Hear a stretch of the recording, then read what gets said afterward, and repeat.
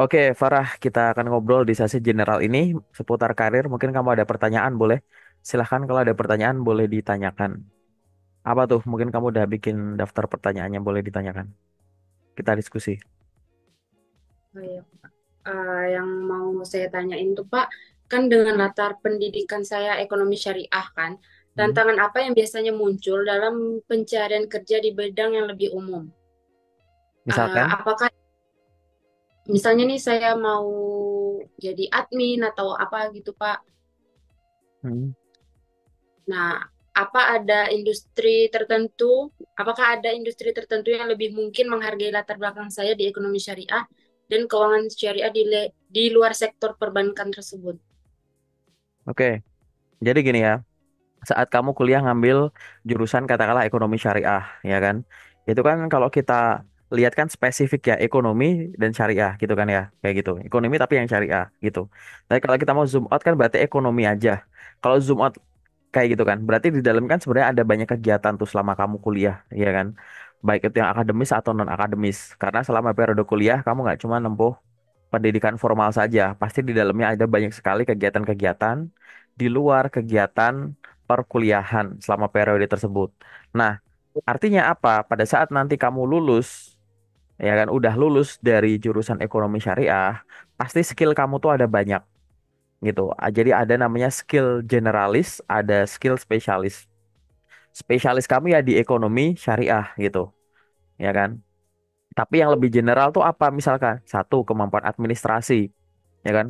Pasti selama kuliah di ekonomi syariah itu pasti banyak sekali kegiatan-kegiatan administratif yang kamu lakukan. Entah ngurus dokumen, ngurus yang berkaitan dengan huruf, angka, data, kayak gitu. Diproses secara manual maupun menggunakan bantuan software tertentu atau teknologi tertentu, gitu. Nah, itu adalah kemampuanmu secara umum juga, kayak gitu. Yang kedua adalah kemampuan komunikasi. Jadi selain kamu belajar spesifik soal ekonomi atau ekonomi syariah tadi, pasti ada banyak sekali kegiatan yang menuntut kamu berkomunikasi dengan baik. Entah itu presentasi, entah itu diskusi, entah itu menggunakan bahasa Indonesia maupun menggunakan bahasa asing. Nah, kemampuan komunikasi inilah juga adalah hal yang bisa kamu tonjolkan juga pada saat kamu melamar pekerjaan, kayak gitu. Terlebih tadi kamu bilang kalau misalkan jurusanku ini aku pakai untuk lamar kerja yang lebih umum. Nah, di sini aku ngebayanginnya gini, ada memang di luar sana lowongan pekerjaan yang lebih umum itu aku membayangkannya adalah lowongan pekerjaan yang biasanya itu satu memperbolehkan seorang fresh graduate atau lulusan baru, yang kedua biasanya lowongan pekerjaan yang membolehkan berasal dari semua jurusan gitu, ya kan? Beberapa memang ada yang berkaitan sama administrasi tadi. Ada loker-loker yang berkaitan dengan staff admin. Itu juga semua jurusan. Aku ngomong lebih general ya. Aku coba asumsinya ke situ. Entah itu staff admin, entah itu frontliner, itu memang ada yang memperbolehkan. Entah itu CS bank, entah itu teller bank, entah itu resepsionis. Balik lagi kalau nggak mau ke bank, tadi kan kamu mau nggak mau ke bank nih. Berarti yang lebih umum. Lebih umum berarti tadi mungkin misalkan customer support yang di belakang yang kayak begini nih, yang lewat telepon doang nih, misalkan kayak gitu kan, atau staff admin biasa gitu, atau mungkin yang lebih spesifik, misalkan public relation, mungkin corporate secretary, mungkin personal assistant kayak gitu. Itu semua adalah profesi-profesi yang menuntut kamu menonjolkan kemampuan komunikasi dan administrasi kamu plus penampilan kamu. Kalau misalkan kamu mau coba-coba yang di luar bidang perbankan, kayak gitu. Lalu apa yang harus kamu lakukan? Pastikan CV-mu dan dokumen pendukungnya itu menggambarkan itu. Jadi walaupun ya, jadi gini, jangan salahnya gini, walaupun kamu lulusan ekonomi syariah kayak gitu, tapi kan skillmu nggak cuma masalah ekonomi syariah tadi, kan skillmu ada banyak. Nonjolin apa tuh ibaratnya itu yang lebih dijabarkan secara lebih panjang, ya kan? Yang berkaitan dengan ekonomi mungkin kamu istilahnya nggak dibanyakin nggak apa-apa kayak gitu. Tonjolkan bahwa kamu punya kemampuan komunikasi di atas rata-rata, punya kemampuan administrasi di atas rata-rata, kayak gitu. Itu cuma dari sisi dokumen. Tapi kan kamu sedang membangun persepsi, berarti butuh branding. Branding itu berarti nanti di mana sosial media kamu, kayak gitu. Ya, ini aku kasih analogi aja. Ada orang jurusan s- pendidikan bahasa Inggris, kayak gitu. Itu terserah dia mau nonjolkan dari sisi pendidikannya atau bahasa Inggrisnya gitu. Kalau dia pengen nonjolin kemampuan bahasa Inggrisnya, sisi bahasa Inggrisnya biar tidak dilihat dari sisi pendidikannya. Semua yang berkaitan dengan CV dan lain-lain tonjolin tuh kemampuan bahasa Inggris dia gitu. Jadi kurang-kurangin yang penjabaran soal mengajar, ngurusin kurikulum dan lain-lain kayak gitu, ya kan? Branding dia di sosial media lebih banyak memberikan edukasi secara umum soal bahasa Inggris gitu. Secara umum, entah itu cara nyari beasiswa, belajar TOEFL atau ngasih materi ini itu kayak gitu. Tapi kalau dia pengen ya membangun citra menonjolkan dari sisi pendidikannya, maka yang ada di CV dan lain-lain itu nonjolin dari sisi pendidikan. Ya tadi, mulai dari keterlibatan dia iniin kurikulum, meeting sana sini, ngajar siswa dan lain-lain. Brandingnya kontennya di sosial media juga beda. Jadi dia tidak hanya sendiri, mungkin dia apa libatkan murid-muridnya. Settingnya juga di sekolah, gitu kan.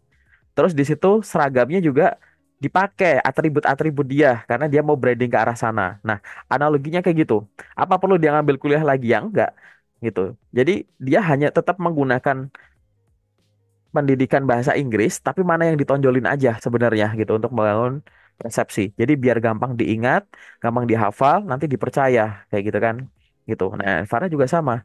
Kamu orang ekonomi syariah, aku nggak ngerti definisi umumnya itu mungkin dari sisi ekonomi secara umum boleh nggak masalah. Masukkan istilah-istilah yang berkaitan sama ekonomi umum biar nggak dikira kamu cuma jago di sisi yang ekonomi syariahnya saja, dari sisi syariah saja, ya kan? Yang general kamu juga paham. Atau yang lebih zoom out lagi yang kemampuan administrasi tadi, gitu. Tonjolkan dari sisi komunikasimu, kemampuan administrasi tadi.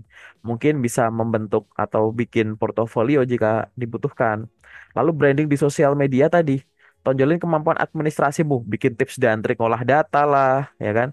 Tips dan trik soal komunikasi tertentu, meningkatkan kemampuan ini itu yang berkaitan dengan itu, dan kamu lebih banyak tampil, lebih banyak yang kontennya itu mau ada wujudmu, entah ada fotomu, ada video kamu yang menunjukkan bahwa "Ih, ini orang komunikasi banget ya kayak gitu." Jadi hal-hal yang berkaitan dengan ekonomi syariah tadi disingkirin, bukan dihilangkan ya, disingkirin tuh karena nggak dipakai gitu. Di sisi situ dulu untuk membangun persepsinya. Kayak gitu sih secara umum sih, Far. Mungkin ada tanggapan atau ada pertanyaan lain boleh, bebas. Aku mau nanya lagi, Pak. Apa tuh? Kalau pengalaman aku kan di Bank Syariah dan Astra kan, gimana Mm-mm. cara fleksibilitas saya dalam menyesuaikan keahlian keuangan ke bidang yang lebih luas tanpa terlihat spesifik di sektor keuangan. Ya, balik lagi ya. Di sini orang ibaratnya gini, orang lulusan S1 pariwisata nggak melulu harus kerja di pariwisata, ya kan? Tapi dia secara lebih umum juga nonjolin bahwa dia terbiasa berkaitan dengan customer service. Customer service itu nggak harus di industri wisata, kayak gitu. Customer service itu ada dimanapun, ibaratnya. Yang penting yang diekstrak tuh bukan masalah wisatanya, tapi kemampuan komunikasi dia dengan orang baru, mengkomunikasikan sesuatu, menyampaikan informasi, menghandling komplain dan lain-lain kayak gitu. Nah, kamu kan tadi bilang pernah ada di Bank Syariah, ya kan? Kerja atau magang lah tentunya ya. Terus pernah di Astra juga kayak gitu, entah kerja atau magang. Nah, ini sebenarnya kan bagus tuh, kayak gitu kan. Ada di Bank Syariah, ada di Astra. Ini kan sebenarnya dua hal yang berbeda. Astra itu juga bukan perbankan kan ya, bukan Bank Astra kan gitu. Terus yang Bank Syariah ya baru bank. Nah, arti kan sebenarnya kamu punya dua kekuatan malahan, ya kan? Udah punya dua nama besar lagi, dua nama besar lagi. Bank Syariah yang besar yaitu BSI ya mungkin ya kayak gitu. Itu kan besar gitu. Terus habis itu ada Astra. Ini dua-duanya besar. Lalu gimana kalau misalkan kamu pengen menunjukkan itu dengan menyantumkan pengalamanmu tadi aja, sebenarnya tuh secara kita baca, oh ini pernah di bank, pernah di non bank, berarti mampu gitu. Nah, sekarang tinggal kamu menonjolkan skillnya, khususnya skill teknis. Kayak gitu. Nonjolin skill teknisnya. Jadi nanti kalau misalkan ada loker di luar perbankan, bisa nggak dilamar? Ya bisa aja. Toh buktinya itu udah terbukti Astra tuh tembus. Ya kan? Kalau suatu saat kamu berubah pikiran lagi, balik ke perbankan, itu Bank Syariah udah pernah tembus. Kayak gitu. Balik lagi gitu ya. Kamu di sini masalah prioritas saja. Prioritas saja dulu. Mana yang mau ditonjolkan. Gitu. Aku misalkan tadi kamu pengen ke Bank Syariah atau ke Astra atau ke di luar bank tadi kan. Ya sudah tonjolkin saja kemampuan yang lain. Mungkin bukan syariahnya, bukan keuangannya, administrasi, komunikasi. Itu, tonjolin itu dulu gitu. Entah secara tertulis di CV, lampiran dokumen, termasuk sosial media. Kalau dokumennya kurang meyakinkan, lampiran-lampirannya bikin portofolio, kayak gitu. Coba dibayangkan, gitu. Mungkin kalau ada pertanyaan nggak apa-apa loh, tanya aja loh, gitu. Aku ini Pak mau nanya lagi. Mm-mm. Pengalaman atau pencapaian sebaiknya ditonjolkan di CV untuk perusahaan yang non keuangan itu kayak gimana ya Pak? Yang harus ditonjolkan di CV. Perusahaan non keuangan maksudnya, perusahaan non keuangan itu perusahaan apa? Misalnya kamu pengen nonjolin kemampuan apa atau pencapaian apa? Ya Bisa di luar keuangan. pencapaian kamu di luar keuangan, kayak gitu. Nah, kan di Astra kan bagian finance juga kan. BSI juga di marketing. Mm-mm. Jadi tuh di luar keuangan yang bisa ditonjolkan di CV itu seperti apa ya? Ya, nih kasih aku satu hal. Kira-kira kamu mau nonjolin dari sisi apanya? Kamu pengen Hmm, nonjolin sisi apanya gitu? Kebayang nggak? misalnya apa ya yang tidak berhubungan dengan keuangan kayak misalnya talent atau apa gitu. Itu kan udah di luar keuangan ya, Pak. Talent. Ya, Kamu pengen jadi talent? ya itu contoh aja sih, Pak. Oh, nggak. Ini kita coba contoh yang kamu bener-bener kamu tuju deh, gitu. Kira-kira apa? Kamu pengen profesi apa sih sebenarnya? A- ada nggak profesi apa gitu yang bener-bener lagi Hmm, kamu tuju, yang lagi bener-bener kamu tuju? Kan kamu ibaratnya dalam tanda kutip nih kayak kayak mau keluar dari keuangan banget nih, gitu. ya. Dari jawabanmu, ya oke. Terus pengennya apa? Sebut coba satu aja gitu. Ya, saya sih kalau saat ini lagi mencoba ngelamar kerja bagian talent, terus personal assistant, itu aja sih, Pak. Kalau Oke. di luar yang baru Ya, saya ini ya, oke. lagi. Kita sampaikan satu-satu ya di sini ya. Talent sama personal assistant. Kita ngomongin personal assistant dulu biar nggak jauh. Ini contoh nih. Aku kasih analogi lagi ya, gitu. Kamu kan pernah kerja di industri keuangan, ya kan? Di industri keuangan tadi, selain ngurusin uang, ngurusin data, tapi kan kamu juga ada komunikasi sama orang, ya kan? Terus baik dicocokkan dulu, ya. Kesamaannya apa antara keuangan dan personal assistant? Aku ngomongin personal assistant dulu. Personal assistant itu kan kamu nanti akan mengurus banyak hal dari yang kompleks sampai yang kecil-kecil detail-detailnya selama periode tertentu. Ya nggak? Kamu dituntut punya kemampuan pengelolaan waktu yang baik, sumber daya yang baik, detail, ngurusin komunikasi yang bagus gitu. Nah, hal-hal semacam itu kamu tonjolinnya lewat apa? Ya lewat prestasi di bidang keuangan tadi. Dari sisi mana? Ini, kalau kamu pernah kerja tadi jadi seorang staff marketing, misalkan jualan gitu ya, di marketingnya itu misalkan jualan. Tapi kan nggak cuma jualan yang dilihat, yang bisa kamu capai. Misalkan kalau jualan jelas, mampu menawarkan s- produk-produk bank ini kepada sekian. Atau misalkan mampu menjual produk bank ini senilai sekian miliar gitu. Tapi kan yang dilihat tidak cuma mampu menjual itunya saja. Tapi misalkan kamu bisa mendatangkan berapa nasabah baru atau berhasil membuat berapa kali presentasi, berhasil mendatangkan tadi ya fresh money tadi berapa nasabah baru, mampu melakukan berapa kali presentasi sama satu bulan, kayak gitu, mampu menggait berapa komunitas mungkin, mampu menyelenggarakan berapa event, barangkali di situ kamu jualannya nggak cuma cari individu tapi ada event, kayak gitu, mampu mendapatkan nominasi-nominasi tertentu, kayak gitu, itu nggak masalah. Analogi sama jadi guru tadi, seorang guru kan prestasinya tuh apa misalkan? Mampu mengajar sekian ratus siswa gitu kan selama periode tertentu. Tapi kan prestasi dia nggak cuma itu. Misalkan dia pernah ikut lomba apa guru berprestasi tingkat nasional atau misal dia berhasil mengirimkan berapa siswanya lolos olimpiade, lolos OSN, lolos ini itu. Dia berhasil untuk meluluskan 100% anak-anaknya pada saat ujian nasional selama berapa tahun berturut-turut kayak gitu. Jadi yang dilihat kalau kamu ngomongin keuangan jangan hanya melihat uangnya, tapi di dalamnya kan pasti ada berhasil menyusun sekian laporan, menyusun sekian dokumen, ya kan, menghadirkan sekian orang, melakukan sekian presentasi, menghandle sekian komplain, itu kan prestasi semua. Handling komplain nggak bakalan selesai kalau nggak ada komunikasi. Itu kan sebenarnya kamu nyampein di sana. Atau mampu menghandle sekian komplain untuk dikonversi menjadi sales malahan. Orang datang ke kamu komplain, malah akhirnya beli produk lagi, misalkan kayak gitu. Itu kan hal-hal yang bisa kamu sampaikan juga di situ. Nah, jangan terpaku dengan tadi pengalaman kerja saja. Kan kamu punya pengalaman pendidikan, ya kan? Prestasi-prestasi di pendidikan itu yang kamu juga tonjolkan di bagian skill, di bagian achievement, gitu. Mungkin ada yang berkaitan sama nama-nama mata kuliah tertentu. Kamu berhasil cum laude, itu nilai plus. Kamu berhasil mengikuti lomba ini itu, lolos paper lomba ini itu, boleh. Kamu ada pendidikan non formal misalkan, ikut kursus, ya kan, ikut bootcamp, ikut seminar ini itu yang menghasilkan skill baru yang sifatnya lebih umum di luar keuangan. Itu cantumkan, kayak gitu. Hal-hal semacam itu yang bisa kamu cantumkan.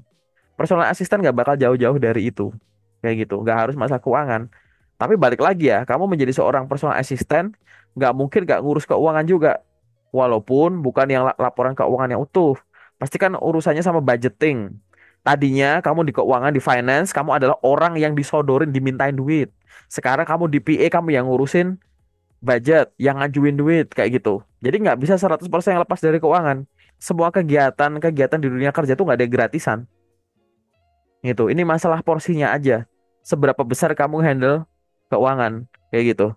Walaupun kamu jadi karyawan yang pasif pun juga nerima gaji, dapat slip gaji gitu. Gitu. Lebih ke arah sana. Ada BPJS segini gitu yang harus kamu iniin, terus ada lapor pajak gini gitu, masa keuangan semua, hanya porsinya saja. Jadi balik lagi pada saat kamu menghindari masalah keuangan itu, nggak bisa kita lepas 100% dari keuangan. Kalau lepas dari perbankan bisa, ya kan? Tinggal kamu apply aja loker-loker di luar perbankan. Selesai. Ya nggak? Kayak gitu. Tinggal tonjolin kemampuan apa. Kamu nanti melihatnya begini. Pada saat kamu pernah bekerja di keuangan, kamu sudut pandangnya nanti bahasanya di CV itu bukan masalah aku tuh orang keuangan, bukan. Tapi aku adalah orang yang terbiasa dan detail dengan pengolahan angka. Karena tidak semua angka itu berkaitan sama finance. Banyak angka-angka di luar sana tuh yang membutuhkan kemampuan analisis juga, kayak gitu. Melihatnya dari sisi situ, gitu. Terus balik lagi, kamu kalau di bank ngomongnya sama nasabah kayak gitu. Nah, kalau kamu mau pengen bikin citra di luar adalah tunjukkan kalau kamu terbiasa ngobrol sama siapapun. Paling gampang nunjukin itu dari mana? Pada saat interview, kamu komunikatif. Dari cara ngomongmu, ekspresi mukamu, itu kelihatan. Dari sosial media juga. Misalkan aku pengen lamar kerja jadi personal assistant. Personal assistant itu harus komunikatif, harus menyenangkan. Khususnya bagi kamu asistenin siapa, kayak gitu kan. Dia akan berinteraksi dengan banyak orang gini gitu. Tapi dilihat dari sosial medianya pun tidak menggambarkan itu. Gitu. LinkedIn nggak banyak postingan, temannya dikit. Instagram diprotek, sosial media lain nggak punya, nggak aktif di ini. Gimana kita percaya kamu cocok untuk berkomunikasi? Ya nggak? Gitu. Kalau hal-hal itu belum terbukti, gitu. Jadi cara memamerkannya tuh dari sisi situ. Nanti di sesi kedua yang bedah CV, nanti kita akan lihat langsung gitu. Apakah sebenarnya yang kamu tuliskan di CV itu sudah mengarah ke sana atau belum gitu. Oke? Mungkin ada pertanyaan lain boleh kalau ada lagi. Hmm, saya kan Pak pernah ada bisnis pribadi ya selama 10 tahun. Hmm. Karena cara saya itu untuk memastikan pengalaman ini dihargai oleh perusahaan tanpa menimbulkan kesan kurang berkomitmen. Apakah pengalaman di bisnis pribadi dapat memperkuat daya tarik saya bagi perusahaan atau justru menjadi hambatan? Ya, gini, memiliki bisnis pribadi itu kita lihat dulu ya dari sisi banyak hal. Kalau bisnis pribadi tersebut memang bisa kamu lakukan historinya ya beriringan dengan pengalaman kerja yang sekarang, apalagi udah 10 tahun, tulis saja nggak masalah. Balik lagi, kamu menonjolkan kemampuan atau bisnis pribadi itu tuh kamu pengen menonjolkan kalau kamu tuh orangnya tuh punya inisiatif, kamu tuh orangnya multi talent, kamu itu selain di bidang finance, ternyata kamu bisa bisnis pribadi itu pasti menjual barang atau jasa, berarti kamu ada sisi sales and marketing. Berarti kalau ada sales and marketing, berarti ada ngobrol sama orang, berarti ada customer service, kayak gitu. perlihatkan dari sisi sana kayak gitu. Tulis aja nggak apa-apa, nggak apa-apa. Paling nanti kalau pas lagi interview yang akan ditanya gitu. Ini kamu kan udah ada bisnis pribadi. Kenapa kamu memutuskan untuk melamar kerja? Kenapa nggak lanjutin aja bisnismu? Nah, itu tinggal cari jawabannya itu nanti, ya kan? Terus misalkan perusahaan meminta bahwa bagaimana jika perusahaan itu menuntut kamu untuk fokus dalam bekerja dan kamu diwajibkan untuk menghentikan bisnis pribadimu, ya nggak masalah ibaratnya, ya kan? Gitu. Perusahaan akan sangat suka kalau dia diprioritaskan. Itu nggak masalah. Yang penting sekarang pada saat kamu menuliskan suatu pengalaman kerja, itu di dalamnya itu harus ada penjabaran detail tugas dan tanggung jawab beserta achievement atau prestasi selama kamu bekerja di situ. Nggak harus kerjaan kantoran, freelance, part-time, entrepreneur, magang, daily worker, gitu. Itu nggak masalah ditulis di CV, kayak gitu. Ya, jadi menuliskannya juga yang pede-pede saja, gitu. Menuliskan dengan yang pede. Kalau mau disandingkan dengan pengalamanmu yang di kantoran juga nggak masalah, gitu. Gitu. Yang penting nanti malah gini, karena aku ngerasakan tadi kan kau bilang 10 tahun, berarti kan kamu sudah profesional tuh di bisnis pribadi tadi, ya kan? Tinggal nanti digabungin sama pengalaman kerja yang punya. Nah, sekarang tinggal bagaimana nanti aku malah ngelihatnya tuh pada saat interview. Pada saat interview, kamu harus bisa meyakinkan ke rekruter bahwa pengalaman kamu bisnis pribadi ini menghasilkan value baru yang bermanfaat akhirnya ada di kamu, yang mungkin nggak ada di orang-orang lain yang nggak pernah handle bisnis itu. Yang nomor dua, kamu memastikan bahwa bisnis ini terlepas nanti kamu tetap masih mau berjalan atau tidak, gitu ya, dia akan tetap fleksibel terhadap statusmu kalau misalkan diterima di sini. Memastikan itu nggak bakalan mengganggu dan lain-lain gitu. Kalau memang bisnis ini sebenarnya udah berhenti ya nggak masalah. Aku udah ada bisnis 10 tahun, tapi beberapa bulan yang lalu udah berhenti. Kira-kira perlu aku tulis nggak di CV? Nggak masalah kalau kamu memang butuh. Bisnisku jualan kak, aku lapar jadi PE, nggak masalah. Kan itu menunjukkan kamu bisa presentasi, bisa ngomong gitu. Nanti kalau di interview perkenalan diri kamu sampaikan saja, perkenalkan nama saya ini, saya memiliki background pendidikan ini itu, saya memiliki pengalaman kerja tadi di Bank Syariah ini sebagai marketing, di Astra sebagai finance, dan saya juga pernah memiliki bisnis pribadi menjual produk ini secara online. Dari semua kemampuan saya tadi, dari semua pengalaman saya tadi, saya melatih kemampuan komunikasi saya, baik pada saat menjadi staff marketing, menjadi staff finance maupun bisnis pribadi saya, itu menuntut saya untuk terbiasa berkomunikasi dengan banyak sekali orang setiap harinya, baik secara personal maupun di forum. Saya terbiasa untuk menyampaikan hal-hal yang berkaitan dengan produk dan layanan yang berbeda-beda, mulai penyampaian biasa sampai dengan handling komplain. Kemampuan itu saya asah selama sekian tahun sambil saya menempuh pendidikan formal di jurusan ini. Dari situ saya menyadari bahwa kemampuan komunikasi saya saat ini sudah baik didukung dengan inisiatif saya untuk belajar bahasa asing. Saat ini saya menguasai bahasa ABCD. Saya yakin keterbiasaan saya untuk berkomunikasi dengan banyak orang ini yang didukung dengan kemampuan administrasi dan kemampuan yang lain dapat bermanfaat di sini pada saat saya menjadi seorang personal assistant kayak gitu. Kamu menyandingkan pengalaman bisnismu dan pengalaman kerja yang punya nama besar tadi Astra dan BSI tadi itu sebagai sesuatu yang setara, yang menghasilkan sesuatu di kamu gitu. Dari sini sini sini tuh sekarang saya jadi punya ini gitu. Jadi ngomongnya jangan inferior atau jangan superior, bener-bener dibikin setara. Dari BSI aku dapat ini, dari BSI aku tahu marketing, dari Astra aku tahu finance, ya kan? Dari bisnis pribadi aku tahu sales and marketing. Dibalut dengan pendidikanmu di ekonomi syariah kayak gitu. Sehingga kemampuan saya saat ini selain di bidang ekonomi, saya juga memiliki keterampilan di bidang administrasi dan komunikasi gitu atau administrasi dan customer service. Dan itu adalah kemampuan-kemampuan yang dibutuhkan untuk menjadi seorang personal assistant, di mana dia dituntut untuk tidak hanya mampu melakukan kegiatan administratif juga, tapi secara teliti juga bisa melakukan ABCD dengan tetap dibalut dengan kemampuan komunikasi yang baik gitu. Nah, hal-hal semacam itu coba kamu narasikan, kamu tulis ya, tulis susun. Ini pura-pura aja kamu di interview dengan pertanyaan, silahkan perkenalkan diri Anda dan mengapa Anda merasa cocok untuk menjadi seorang ini gitu.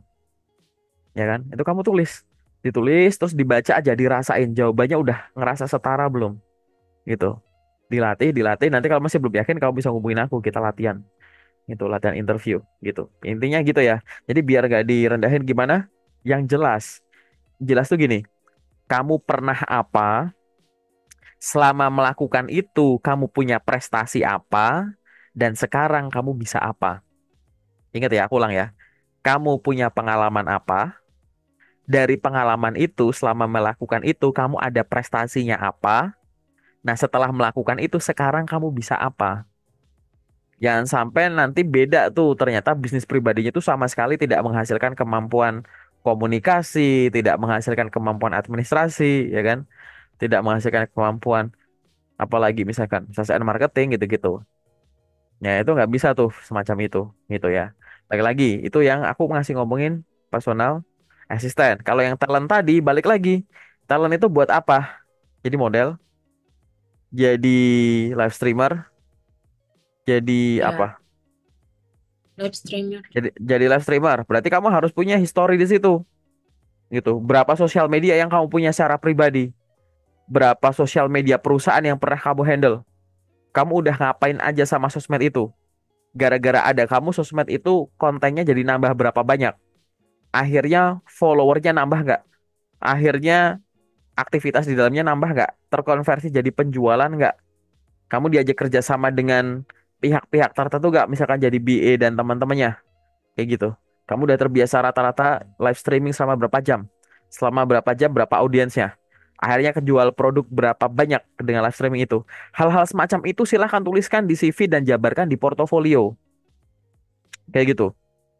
Jangan sampai kamu belum pernah live streaming, nggak pernah ngelola sosmed gini-gitu, terus pengen jadi itu. Gitu. Kalau personal assistant tuh kan udah kegambar nih. Kalau soal talent tadi kan aku belum ngintip CV-mu gitu ya. Jadi itu yang harus dipastikan gitu. Itu kelihatan kok dari cara ngomongnya orang, ininya orang, ekspresinya orang gitu. Akan terlihat di situ gitu. Mungkin ada pertanyaan lain kalau masih ada. Udah sih Pak, gitu Udah, aja. cukup itu aja ya. Cukup itu aja ya. Oke, kita lanjut yang ke sesi 2 ya. Oke.